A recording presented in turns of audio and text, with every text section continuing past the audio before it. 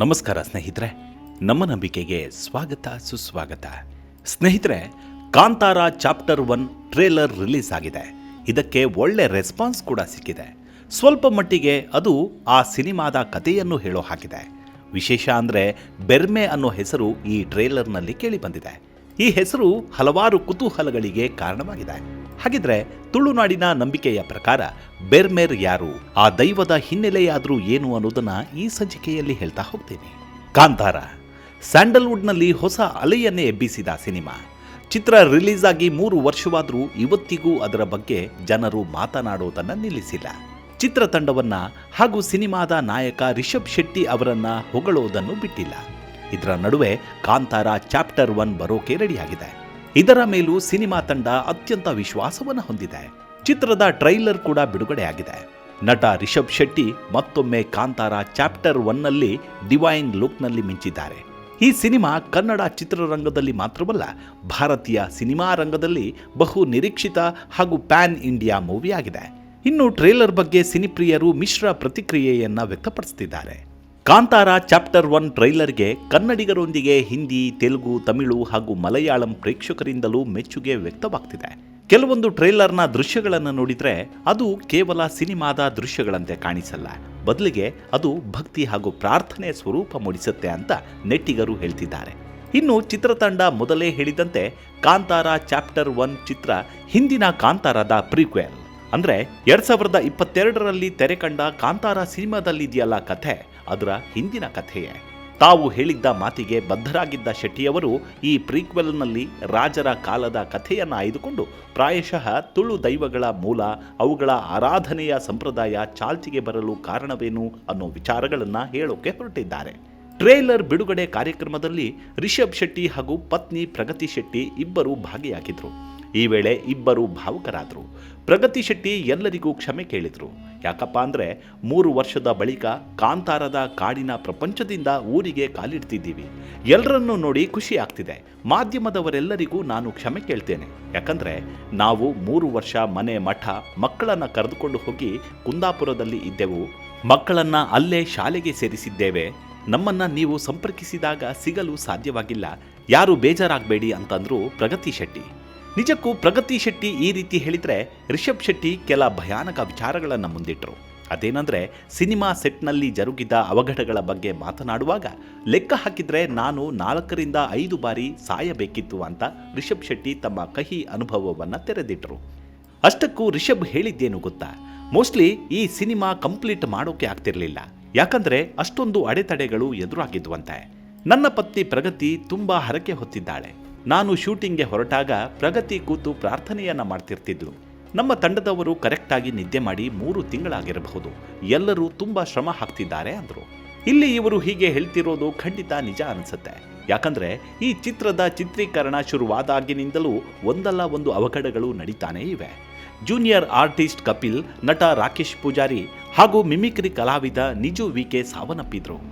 ಇನ್ನು ಸಿನಿಮಾದ ಜೂನಿಯರ್ ಕಲಾವಿದರು ತೆರಳುತ್ತಿದ್ದ ಮಿನಿ ಬಸ್ ಪಲ್ಟಿಯಾಗಿತ್ತು. ಆದರೆ ಯಾರಿಗೂ ಏನೂ ಆಗಲಿಲ್ಲ. ಮಾಸ್ತಿಕಟ್ಟೆಯ ಮಾಣಿ ಜಲಾಶಯದಲ್ಲಿ ಶೂಟಿಂಗ್ ಮಾಡುವಾಗ ದೋಣಿ ಮಗುಚಿತ್ತು. ಕುಂದಾಪುರದಲ್ಲಿ ಬೃಹತ್ ಸೆಟ್ ಹಾಕಲಾಗಿತ್ತು. ಸುಂಟರ ಗಾಳಿಯಿಂದ ಸೆಟ್ ಧ್ವಂಸಗೊಂಡಿತ್ತು. ಹೀಗೆ ಆರಂಭದಿಂದ ಕೊನೆಯವರೆಗೂ ಇಂತಹ 10 ಘಟನೆಗಳು ಸಂಭವಿಸಿವೆ. ಆದರೂ ಚಿತ್ರತಂಡ ಎಲ್ಲ ಅಡೆತಡೆಗಳನ್ನು ನಿವಾರಿಸಿಕೊಂಡು ಶೂಟಿಂಗ್ ಮುಗಿಸಿದೆ. ಇನ್ನು ರಿಷಬ್ ಒಂದು ಮಾತನ್ನ ಹೇಳಿದ್ದಾರೆ. ಅದೇನೆಂದರೆ, ಈ ಸಿನಿಮಾ ನಿಮ್ಮೆಲ್ಲರಿಗೂ ತೋರಿಸ್ತೀವಿ. ನನ್ನ ಹಿಂದೆ ಆ ದೈವ ಇದೆ ಅನ್ನೋದೇ ನನ್ನ ನಂಬಿಕೆ. ಆ ದೈವವೇ ನಮ್ಮ ಇಡೀ ತಂಡಕ್ಕೆ ಆಶೀರ್ವಾದ ಮಾಡಿ ಇವತ್ತು ನಮ್ಮೆಲ್ಲರನ್ನ ಇಲ್ಲಿವರೆಗೆ ಕರೆತಂದಿದೆ ಅಂತ. ಹಾಗಿದ್ರೆ ಆ ದೈವ ಯಾವುದಿರಬಹುದು ಅನ್ನೋದನ್ನ ಮುಂದೆ ಹೇಳ್ತೀನಿ ಕೇಳಿ. ನೀವು ಮೊದಲ ಸಿನಿಮಾ ನೋಡಿದ್ದೀರಿ ತಾನೆ? ರಿಷಬ್ ಶೆಟ್ಟಿ ಶಿವ ಅನ್ನೋನ ಪಾತ್ರದಲ್ಲಿ ಕಾಣಿಸಿಕೊಂಡಿದ್ದಾರೆ. ಅದು ತುಳುನಾಡಿನ ಪ್ರಭಾವಿ ಪಂಜುರ್ಲಿ ದೈವದ ಕಥೆ ಆಗಿತ್ತು. ಅದರ ಪ್ರೀಕ್ವೆಲ್ ಆಗಿ ಬಂದಿರುವ ಈ ಸಿನಿಮಾದಲ್ಲಿ ಪಂಜುರ್ಲಿ ದೈವ ಹಾಗೂ ಆ ದೈವದ ಪೂರ್ವ ಕಥೆ ತುಳುನಾಡಿನ ಕಥೆ ಇದೆ. ಆ ಜೊತೆಗೆ ತುಳುನಾಡಿನ ಅರಸನೊಬ್ಬನ ದುಷ್ಟ ಆಡಳಿತ, ಅದರ ವಿರುದ್ಧ ಬಂಡೇಳುವ ಜನರ ಕಥೆ ಇದಾಗಿದೆಯಂತೆ. ಇದರ ಜೊತೆ ಟ್ರೇಲರ್ನಲ್ಲಿ ಬೆರ್ಮೆ ಅನ್ನೋ ಹೆಸರು ಕೂಡ ಕೇಳಿಬರುತ್ತೆ. ಅದು ಪ್ರಮುಖ ಪಾತ್ರವಾಗಿರುವ ರಿಷಬ್ ಶೆಟ್ಟಿ ಅವರ ಹೆಸರು ಇರಬಹುದು. ಈ ಬೆರ್ಮೆ ಅಥವಾ ಬೆರ್ಮರ್ ಅನ್ನೋದು ತುಳುನಾಡಿನ ಮಟ್ಟಿಗೆ ಬರೀ ಒಂದು ಹೆಸರಲ್ಲ, ಅದೊಂದು ಶಕ್ತಿ. ಅದರೊಂದಿಗೆ ತುಳುನಾಡಿನ ಕಥೆಯೇ ಮಿಳಿತವಾಗಿದೆ. ಹಾಗಿದ್ರೆ ಯಾರು ಈ ಬೆರ್ಮರ್ ಅನ್ನೋದನ್ನು ಹೇಳ್ತೀವಿ ನೋಡಿ. ಹೇಳಿ ಕೇಳಿ ತುಳುನಾಡು ದೈವಗಳಿಗೆ ಪ್ರಖ್ಯಾತಿ. ಆ ದೈವಗಳನ್ನ ನಂಬಿದವರನ್ನ, ನಂಬಿ ಆರಾಧಿಸಿದವರನ್ನ ದೈವಗಳು ಎಂದಿಗೂ ಕೈಬಿಟ್ಟಿಲ್ಲ. ಇಂತಹ ದೈವಗಳಿಗೆ ಮೂಲ ಪುರುಷನ ಅಧಿನಾಯಕ ಅಂದ್ರೆ ಇದೇ ಬೆರ್ಮರ್. ಅಂದ್ರೆ ಪುರಾಣಗಳಲ್ಲಿ ಎಲ್ಲ ದೇವರಿಗೂ ಆದಿ ಮಾಯೆಯೇ ಮೂಲದಲ್ಲಿರುವ ಹಾಗೆ ತುಳುನಾಡಿನ ಎಲ್ಲ ದೈವಗಳಿಗೆ ಮೂಲ ಶಕ್ತಿ ಬೆರ್ಮರ್ ಅಂತ ಹೇಳಲಾಗತ್ತೆ. ತುಳುನಾಡಿನ ಉದ್ದಗಲಕ್ಕೆ ಯಾವ ಊರಿಗೆ ಹೋದರೂ ಬೆರ್ಮೆರೆ, ಬಾಕ್ಯಾರ್, ಬೆರ್ಮೆರೆ ಗುಂಡಿ, ಬೆರ್ಮೆರೆ ಸಾನ, ಬೆರ್ಮೆರೆ ಪಾಡಿ, ಬೆರ್ಮೆರೆ ಬೊಟ್ಟು ಅನ್ನೋ ಹೆಸರಿನ ಒಂದಲ್ಲ ಒಂದು ಸ್ಥಳಗಳನ್ನು ನೋಡಬಹುದು. ಇನ್ನು ತುಳುನಾಡಿನ ಜನ ಅನಾದಿ ಕಾಲದಿಂದ ಬೆರ್ಮರ್ ಅನ್ನೋ ಶಕ್ತಿಯನ್ನ ಪೂಜಿಸಿಕೊಂಡು ಬಂದಿದ್ದಾರೆ. ತುಳುವಿನ ಕಾವ್ಯವಾದ ಸಂಧಿ ಪಾಡ್ದನಗಳಲ್ಲಿ ಈ ಬೆರ್ಮರ್ ಉಲ್ಲೇಖವಿದೆ. ಇನ್ನು ಬ್ರಹ್ಮ ಅನ್ನೋದು ಒಂದು ಮಹಾಶಕ್ತಿ. ಪಾಡ್ದನಗಳಲ್ಲಿ ಬರುವ ಪ್ರಕಾರ ಅದು ಎಲ್ಲ ದೈವಗಳಿಗೂ ದೇವರಿಗೂ ಮೊದಲಿನ ಶಕ್ತಿ. ದೈವಗಳು ಹುಟ್ಟಿಕೊಳ್ಳುವುದು ಹೇಗೆ? ಸಾಮಾನ್ಯ ಮನುಷ್ಯನ ಜೀವನದಲ್ಲಿ ಯಾವುದೋ ವಿಶಿಷ್ಟ ಘಟನೆ ನಡೆಯುತ್ತೆ. ಆತ ಅಥವಾ ಆಕೆ ನ್ಯಾಯಕ್ಕಾಗಿ ಹೋರಾಟ ಮಾಡ್ತಾರೆ. ಹೀಗೆ ಹೋರಾಟದಲ್ಲಿ ಅವರು ಹತರಾಗ್ತಾರೆ ಅಥವಾ ವಿಜಯಿಯಾಗಿ ಮುಂದೆ ದೈವವಾಗ್ತಾರೆ. ಅವರುಗಳು ಯಾವುದೋ ಒಂದು ರೀತಿಯಲ್ಲಿ ಮುಂದೆ ಸಜ್ಜನರನ್ನ ರಕ್ಷಿಸುವ ಹೊಣೆ ಹೊತ್ತುಕೊಳ್ತಾರೆ. ಇಂತಹ ದೈವಗಳ ಹುಟ್ಟಿಗೆ ಕಾರಣವಾಗುವವರೇ ಬೆರ್ಮರ್ ಅಂತ ಹೇಳಲಾಗತ್ತೆ. ಮತ್ತೊಂದು ವಿಚಾರ ಅಂದರೆ ಪುರಾಣಗಳಲ್ಲಿ ಹಾಗೂ ವೇದಗಳಲ್ಲಿ ಪ್ರಸ್ತಾಪವಾಗಿರುವ ಬ್ರಹ್ಮ ಅನ್ನೋ ಕಲ್ಪನೆ ಇದೆಯಲ್ಲ, ಇದಕ್ಕೂ ಬೆರ್ಮೆ ಅನ್ನೋ ವ್ಯಕ್ತಿತ್ವದ ಕಲ್ಪನೆ ಸಾಮ್ಯತೆ ಇದೆ. ಇಲ್ಲಿ ಬ್ರಹ್ಮ ಅಂದರೆ ತ್ರಿಮೂರ್ತಿಗಳಲ್ಲಿ ಒಬ್ಬರಾದ ಚತುರ್ಮುಖ ಬ್ರಹ್ಮನೂ ಆಗಬಹುದು, ಇಲ್ಲ ಆಕಾರವೇ ಇಲ್ಲದ ನಿರಾಕಾರವಾದ ಪರಬ್ರಹ್ಮ ಅನ್ನೋ ಮಹಾಶಕ್ತಿಯೂ ಆಗಿರಬಹುದು. ಚತುರ್ಮುಖ ಬ್ರಹ್ಮನಾದರೆ ಪ್ರಪಂಚದ ಸೃಷ್ಟಿಗೆ ಕಾರಣಕರ್ತ. ಪರಬ್ರಹ್ಮನಾದರೆ ಅದು ಎಲ್ಲ ಆಕಾರ, ವ್ಯಕ್ತಿ, ಪ್ರಕೃತಿಯ ಮೂಲವೇ ಆಗಿರುತ್ತೆ. ಈ ಎರಡೂ ಅರ್ಥದಲ್ಲೂ ಬೆರ್ಮರ್ ಅನ್ನೋದನ್ನ ಭಾವಿಸಬಹುದು.